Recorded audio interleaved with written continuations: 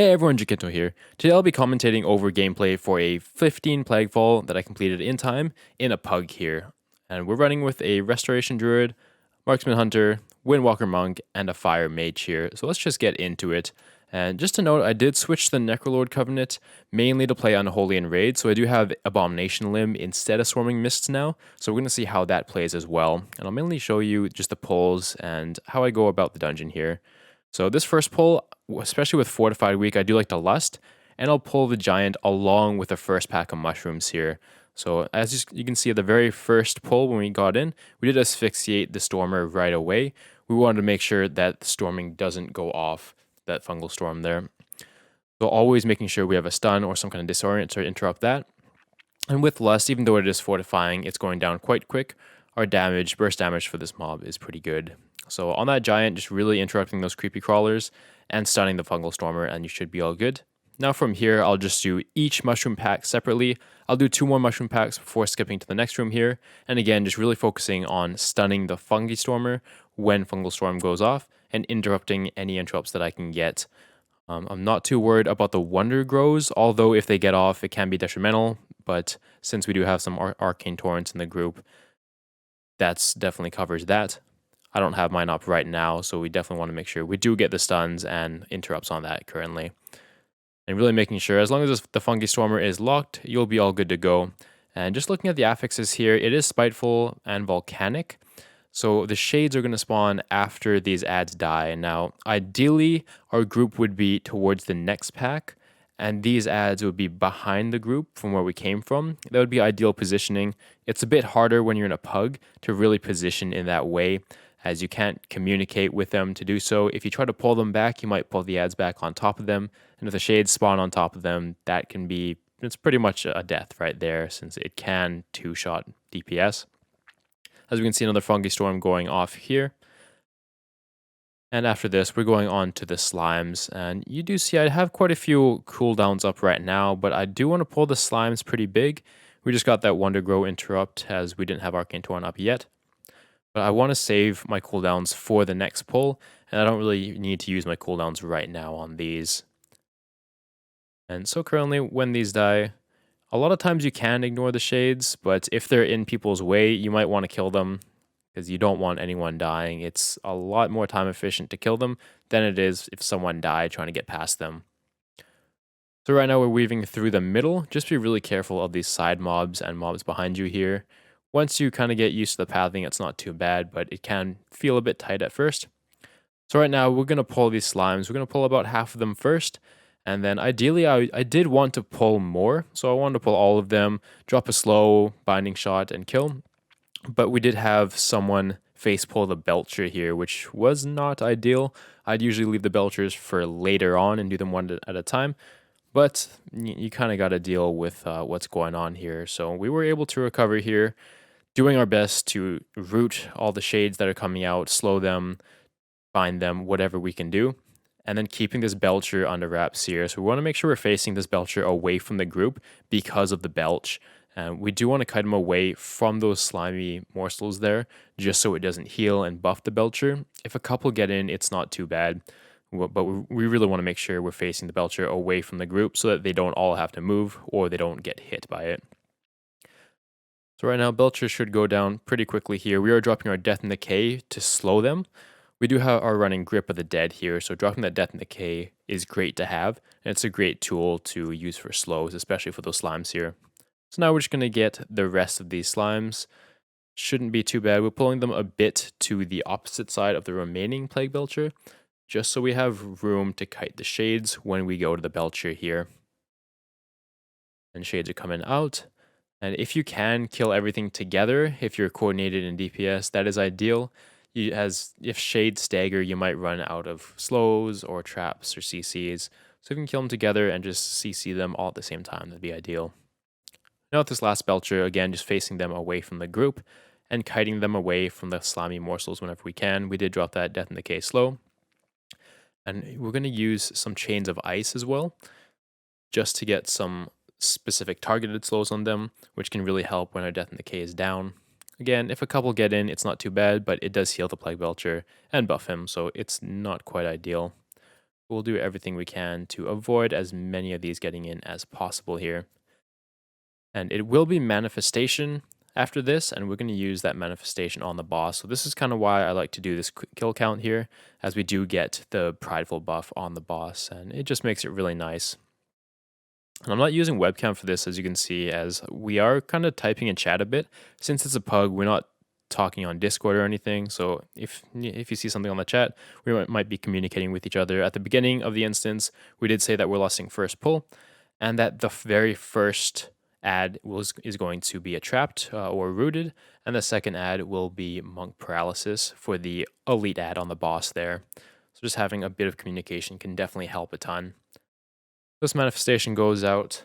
I am AMZing. Try to AMZ on most manifestations, which helps the healer a lot with the healing. And we're going to pull first boss back. Ideally, I like to pull him back a little bit more, but I realized the hunter just dropped his wild spirits there. It's nice that the wild spirits you can actually see for a time now. So since he dropped it there, I'm just going to keep the boss there. And it's better to have him kind of in the middle to have more room to move. But it's also a lot better to have more DPS on the boss there. So once the wild spirits is finished, I believe it lasts for 20 seconds, I'll move the boss a bit further away just so the elite slime that spawns near there isn't going to get clipped. And moving back a little bit, and we got slimes coming out. Boss is going down pretty quickly since it is fortified week here. And we're just moving the boss back a little bit just so no one leaves that slime there. And these little slimes will be slowing, will be rooting, everything we can do, and damaging them down. We do have quite a bit of CCs in this group. We got that Ring of Peace, we have Binding Shot, Frost Nova, a lot of things we can do. And again, Grip of the Dead slow is amazing at that as well. Perfect. And yeah, we do see in the chat that the druid said they root first, which really helps us a lot. And the hunter could have trapped as well, but it's nice to have that kind of communication there. And now just moving on to the next pack here. This next pack is probably one of the scariest packs actually in the dungeon for me, just because the rotting slimes do a lot of damage, and I often forget about the corroded claws, and they cast it at the same time, which can just one-shot you like happened there. So I didn't see all of those coming. I should have used some kind of mitigation. I had mitigations down. I could have AMS there just to absorb a lot of that damage. So, and you can't really outrange that if you have melee, as the corroded claws will be going on the melee if they're there. So if you have range, you can definitely run away, outrange that as long as they're not in melee range. But if you don't have, if you have ranged and melee are inside the boss, or if you have ranged and they're inside those ads as well, it can be quite detrimental. So right now we're just focusing on dodging those belches and really watch out for these oozes here. That monk kind of got global thing by an ooze as well as a shade. The shades really can suck for melee, as if they go on you, you got to get out of there right away, or even preemptively move there. And we did get some slimes that weren't soaked, weren't killed off, so we do have to kill the rot marrow slimes that came out from that, which is unfortunate. It wastes quite a bit of time, but you just deal with it. Again, it's a pug, so it's going to be a lot less coordinated than a group where you're in Discord together, or you're usually used to running together. And just getting any interrupts that we can get here. So just a note about how I'm using Abomination Limb. Since I did switch to Necrolord now, I generally like to use Abomination Limb at the beginning of a pull, especially on Spiteful. I don't want to use it when ads are about to die, as I'll be gripping all those shaded ads into me. And if we have a melee in the group, you could be gripping shades right on top of them, and they might just fall over and die. So A-Bomb Limb, generally beginning of a pack there. Right now, as you can see, I'm popping AMS, as those Plague Borers do a nasty dot that really hurts. And we also have the Plague Binder and the Pestilent Slime casts that can get off and deal damage as well, so that can be scary.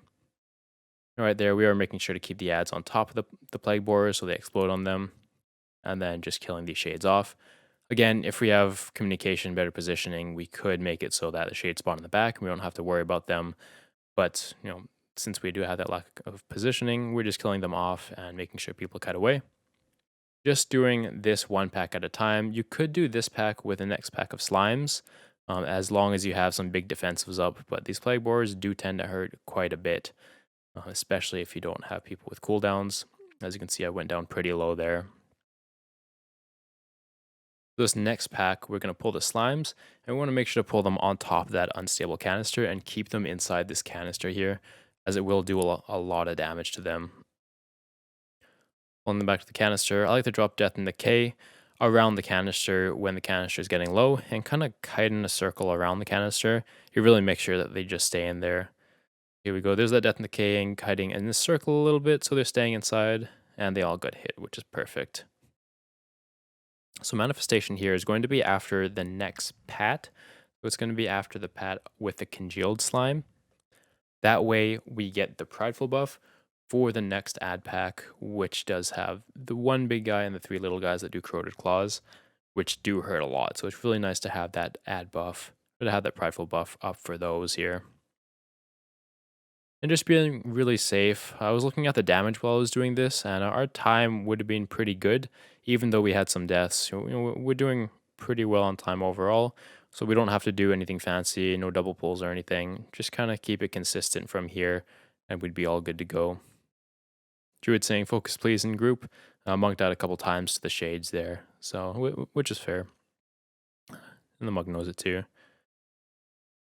And now getting that Plague Binder, gripping the Plague Binder in, as he would do casts if we don't, and the Congealed Slime can just run right to us, but we do want to focus the Congealed, as it does have that 75% damage reduction aura.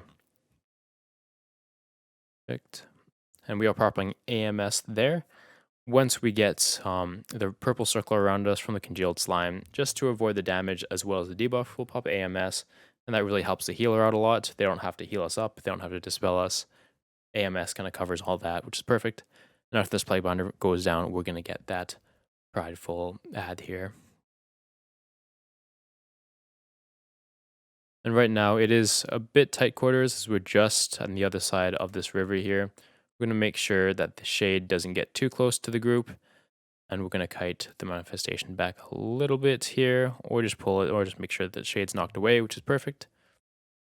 That's on me, and really make sure you're careful if you're positioning because of the prideful ad, just with the beam shooting out of you. So ideally, if you get that, you should just stay still and let people around you move. If you want to specify that before the dungeon, that's great, but don't be moving a whole lot, as people will get mad, especially if you're in a pug, and you'll probably hit people if you're moving a lot too with that. And again, we have that AMZ going down, mitigating some of that magic damage, and it really helps a lot. I usually like to drop it around 10 to 13 stacks that the prideful ad has its buff. It just, below that, it doesn't do enough damage to really warrant using it. And above that, it could be a bit too late. So that's kind of a good spot to drop them.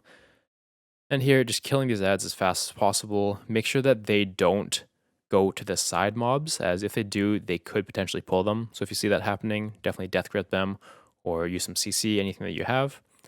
But these were pretty stacked up and they died pretty stacked for the most part, so it's good. Just making sure we're getting as many of those little slimes that the big ad spawns as possible, and moving on to the next one. So these tentacles here, we want to make sure we're stunning when this tentacle grabs someone, especially if we have plague borers around the area. So if that happens, we might want to stun preemptively. So in that crushing embrace, we did get that stun off, just to make sure they're not sitting in there, they don't have stacks of the dot that comes from sitting in the pools. Moving on to the next one, we will get plague borers with this tentacle.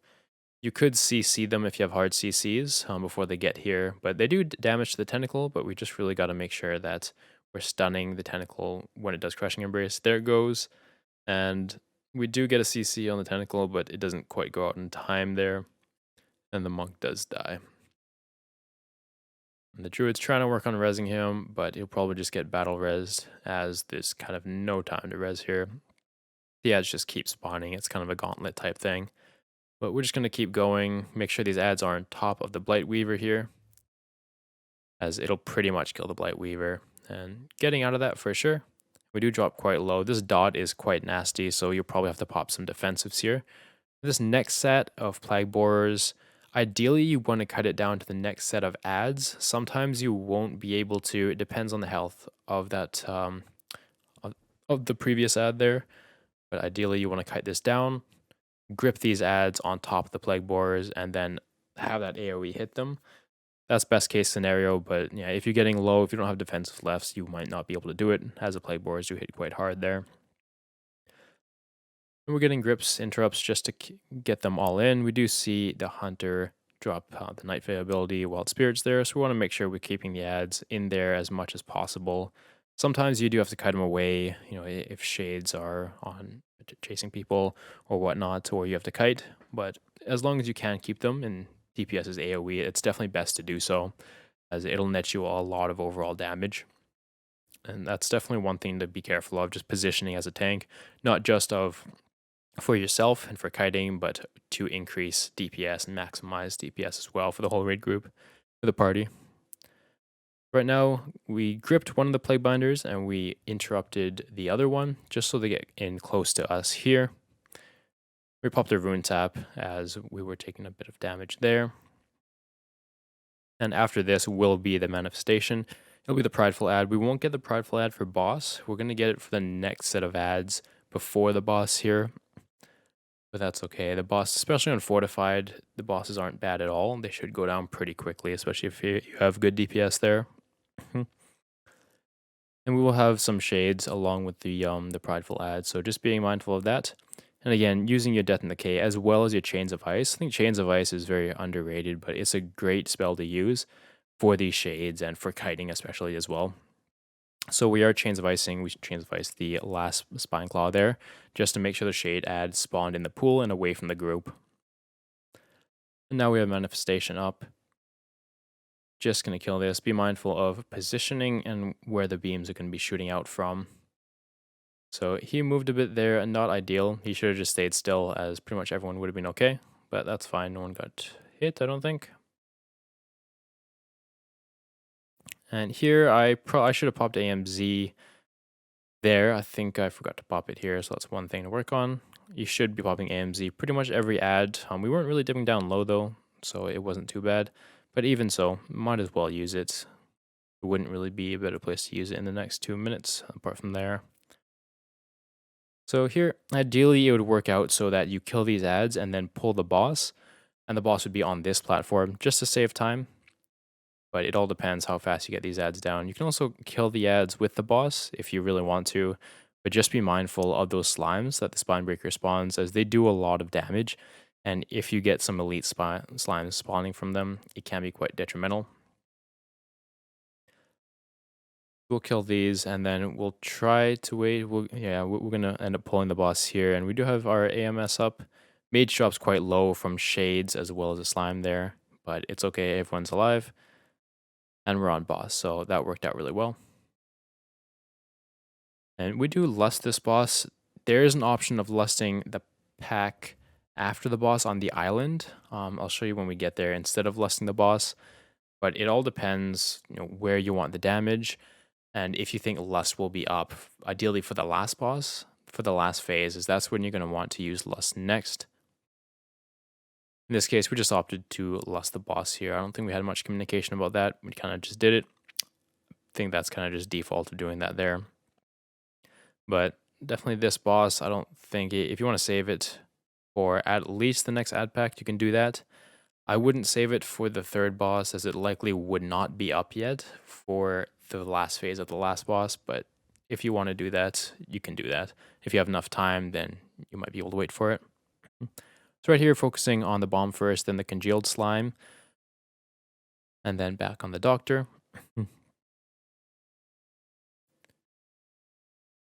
Perfect, and we do want to get our dots onto that bomb if we can, before going on to that congealed slime. Just really keeping that congealed slime away from the boss if we can, and definitely away from the bomb, just because of that 75% damage aura. Boss is going to phase here soon, so we're just going to move to the next platform in a little bit here. There we go, and we do see an erupting ooze, and we'll grip the ooze and then just step on that, just so it doesn't explode. That's something you can do for pretty much every ooze there. So on the congealed slime now, DPS is on the bomb. We do have Withering Filth go out. I AMS that again, just to make sure we're not taking the damage on the dot here. And we did grip that erupting slime as well, which is great. And so I noticed here that people were trying to CC the congealed slime, which is definitely something you can do. And since I noticed that, I opted to just slow it and run away from it. And then people can just CC that if they want to. So we can just keep that there while we focus on the boss. That can be something that can be a bit difficult to coordinate in a pug, but it worked out well here. You just got to realize what people are doing and if they're trying to do that, and then kind of make the according plays. And it was nice that we had people knocking back and then rooting it and slowing it. That was really good coordination. So this pull here, after this pull, you kind of have two options. You can do what we do and either wrap around to the right side, which is the safer route, but it does take quite a few more pulls. Or you can just go right into the middle with that giant there. It's a bit more of the risky play. I would save lust for that if you're planning to do that, especially with Fortified. But it will save you time if you're able to nuke everything enough and not have any deaths, as it does give a lot of percent in that middle there. And you'd be able to skip everything on the right side and just go to the middle and then move on to the next boss room. That's kind of the two options. If I see that I'm fine on time, if I have maybe 15 to 20 minutes left, 15 plus minutes on the timer here, I'd kind of just wrap around to the right.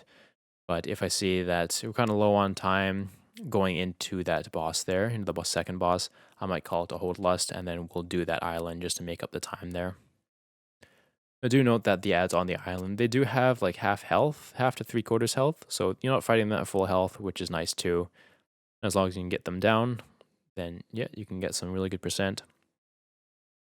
And here, just making sure we get interrupts on the tentacle and getting stuns on the tentacle when it does its crushing embrace as well. And again, just keeping an eye on the shade. So I went to the other side here just because the slime dropped and dropped all that big pool there. Now we're going on to the sniper. After this, we'll get 2 packs before going down to the boss room. And that's just to get percentage so that we have enough percent when we go down. If you don't have enough percent when going down to the final boss room, then going back up really takes up a lot of time. And that's not good. And from here, usually you can just mount up. Other people probably in combat, but I got out of combat from the shade, which is nice. So I was able to mount and get this defender and the slime. And we're going to get the other defender as well as the other slime here. Again, just for percent. And we'll kill them off before moving down to the next place there. We're gripping those bulwarks of Maldraxxus whenever we can, using grips, using stuns, as it does reduce a lot of damage. You don't want them reducing damage, especially for everyone. So we want to grip it whenever we can. There's a grip there. And then just kiting towards the next place here. And just being mindful of the shades. Chains of icing, just to help out. 70% slow, which is really nice. And chains of icing again. And this ambusher I'll usually just do separately, as each other pack has an ambusher too. So if you get 2 packs of stealthlings, that can be really hard to deal with. And just a lot of damage. So usually I'll just do this one either separate, or I'll pull the defenders all the way down there. I'd usually do that if I had some communication with the team. But since I didn't, I'll just pull the ambusher separately. That's no problem. We do have quite a bit of time here. These stealthlings, make sure you can either mass grip them to interrupt them, have a knockback, a disorient, AoE stun, but you should do something like that, especially on Fort Week, as the stealthlings can just one-shot people if they leap on them. And here again, just gripping those bulwarks whenever we can, and focusing on getting interrupts when we can as well. When we see a stealthlings cast go out, always move towards the stealthlings just in case other people don't see it. We opted to A-bomb limb this one, and we saved A-bomb limb actually for the stealthlings, just to make sure we had something to interrupt their cast there. And again, getting that quick grip on the bulwark of Maldraxxus. And we do have the Manifestation of Pride ad up here. And we're going to use that ad for the next pack of ads. This pack can be a bit scary, especially if you don't have much to stun or disorient the stealthlings. Right now, again, really making sure you're mindful of that positioning here. And throughout the dungeon here, I'm really trying to rotate my cooldowns as best as possible. I think I can do a better job at using my Icebound Fortitude, as I do hold off on it a bit much. I am pretty comfortable with running 15s, and I wasn't really taking a ton of damage, and I felt pretty safe throughout all of it, except for that one death.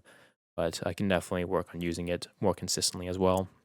We did have that AMZ go down, but now manifestation's at 20 stacks. It is getting a bit scary, but we got it down. And it's going to make this ad pack a lot easier. We do see Wild Spirits, so we're going to try to stay within that Wild Spirits, doing everything we can to interrupt casts and grip the bulwarks when we can. We have Stealthings going out. We're going to run to it, and we're going to get some AoE. We're going to Mass Grip as well, just to really make sure they don't go off. And we should have some of the Prideful buff up for the boss, which is great. Right when this ad dies, we're just going to move on to the boss. We don't really have to worry about these shades. And yep, just throwing some chains of ice on those shades there, and we're good to go. So we'll pull the boss back kind of to the middle of the room. I don't want to pull them back close to the shades just in case. We do pull them kind of to the middle to get those assassins out quicker. And this shadow ambush here, make sure someone's running towards the player. If you don't see anyone else doing it, you can definitely do so yourself. Run towards the player just to get them out. And now we have assassins coming out, so people are doing a really good job, especially the hunter, of getting them out. And we just want to make sure we're getting threat on them right away. So really using our blood boils in select times just to get them there. We have that ambush going out. We're going to run towards them, especially on pugs when we don't have communication. I'll try to run towards them every time, as we can definitely safely do so. It doesn't really hurt anyone if we do that. We have more assassins coming out here, and they got out pretty much right away, which was awesome. We did drop a far Death and Decay to get one out. So Death and Decay can be a great tool to get one or even multiple assassins out of there, and I'll definitely use it to do that a lot of times. We did pop our Icebound Fortitude there, just to mitigate that damage from the ad and the boss all at the same time. Getting a bit low on our Bone Shield stacks. We're just going to make sure we get back on that. And there we go, we're at 5 and above now. Remember, so once we kill this boss here, we're going to go down and go into the slime room. If you're at between 83 and 86%, you will need a bit more percentage. So the rest of the boss room gives about 14%, but if you're at 83 to 86%, you do need those slimes to the right. You can also get the buffs off the slimes too if you have a Necrolord in your team there. The boss is just about to die here. We're going to drop down, go into those slime rooms.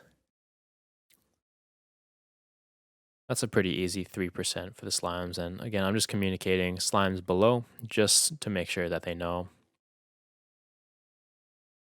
And for those of you who haven't seen it, the slime room is just here. There's 3 slimes, gives a total of 3% to your enemy forces here. And here we go, just gripping that far one, getting them grooved right away. People should be focusing the congealed slime. We're going to do everything we can to get interrupts and get stuns and all that good stuff.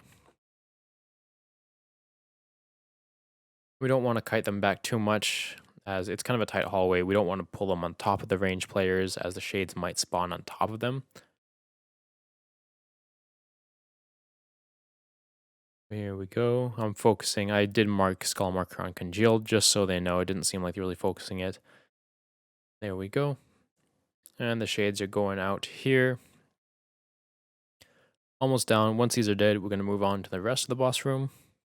We do have quite a bit of time to get all this down. So I'm not really worried on time here. Again, we don't have to do any huge pulls or anything. We just got to stay consistent and keep it going. Now these devoteds hit very, very hard. So we want to make sure we are out range of the Plaguebound devoteds.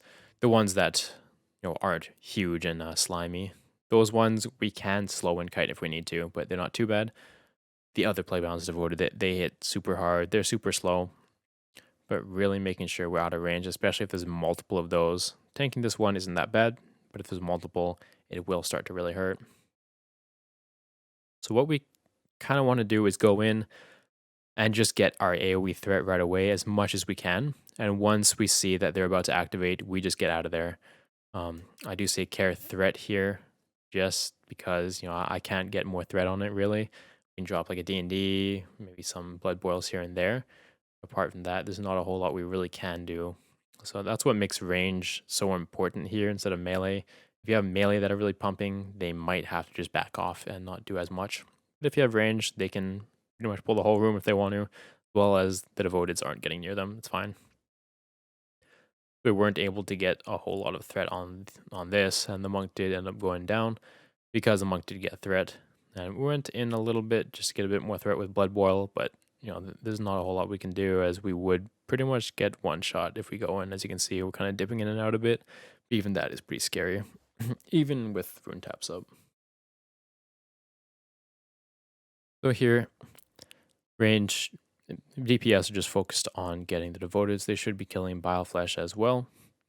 Once that goes down, just do the same thing with the other side there, and we'll get our prideful with just before the boss. So we'll get the prideful buff with the boss there, which is really nice to have. And that's kind of what we're coordinating most things around, having as many prideful buffs with as many difficult ad packs or boss fights as possible, as that's what's going to save the most amount of time.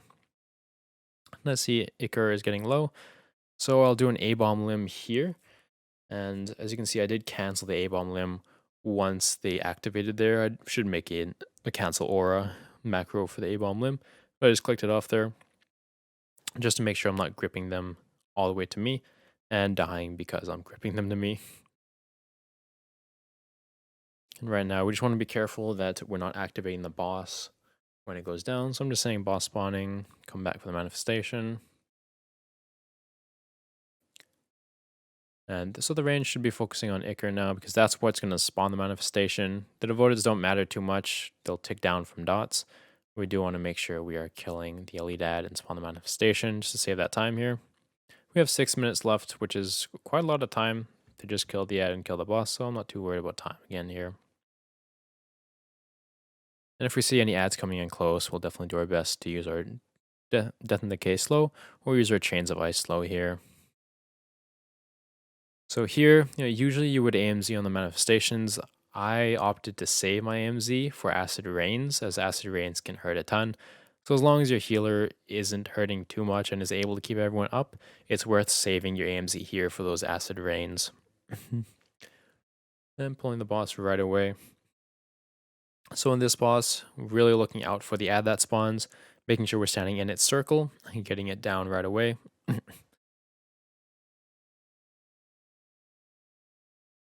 There we go. Standing in the circle, only tank needs to stand in. A lot of times I see like DPS and everyone standing in as well. Only one person needs to. We should push the boss before we get too many stacks of Acid Rain here. Perfect. And now just doing our best to dodge tentacles, as well as getting threat on these devoteds. It can be hard to get threat, as again, we don't really want to be face tanking them, at least not for too long. If we are face tanking them, we definitely want to make sure we have some kind of mitigation up. We also want to make sure we're right beside the boss's pool when the boss spawns, as she will hit the closest person to her if we're not in range. That's something that can be a bit tricky to do, especially when dodging devoteds, dodging tentacles, but really doing your best to do that. Here we go. Now that can be a bit scary if the devoteds get close to you when you go into that spawn there. I could have used a stun, but it was almost about to die. I drop AMZ for this Acid Rain here, and that'll soak a lot of the damage up. AMZ can last the whole time of Acid Rain, so that's perfect. And boss is going to transition just in a sec here. After this, we're going to lust when we get out of this transition, and this phase we're doing the same thing. Just getting as much threat from those devoteds. If we can't get there because tentacles, we are doing our ranged damaging stuff, as well as throwing out taunts there as well. Just get a bit more threat on them, but it can be difficult, especially if we have melee that are trying to slap those ads. Boss coming out again, make sure you're by the pool there, get really close and lusting it up. And really this is just a burning the boss here as much as possible. We do AMS, so we're not getting too much of those Acid Rain stacks. And what we're going to do here is kite those devoted ads, so just staying away from the group. If you get one on you, it's not too bad, but just staying away from as many as possible. And there you go. There's the key. So I think what's really important there is just staying positive. We had some deaths early on from myself, from the monk. and then that pull with the slimes and the plague belcher. But really just staying positive and, in chat too, just staying positive, and especially at the end of the key. Some people, even if you time the key, might flame people, but I like to just keep it positive and keep it going. Make some friends, and staying around after the key too to talk to people is a great way to build your own groups if you're looking to build your own Mythic Plus group, especially if you have people who did really well and you like to run with. So yeah, so that's the key 15 Pug Plaguefall. I didn't really go into my own gameplay a whole lot. It was mainly focused around the dungeon, the route, and what I do during the pulls, but hopefully that's helpful in some way there. I did now enable a spell tracker that'll track all the spells that I'm using. Unfortunately, I did this run before I enabled that, so I don't quite have it for this run, but every video after this that I record should have that. So that should be really good to have, especially so you can see exactly what I'm doing and what spells I'm using. Thank you so much for watching, everyone. I really appreciate it. I hope this helped you in some way, and I'll see you in the next one.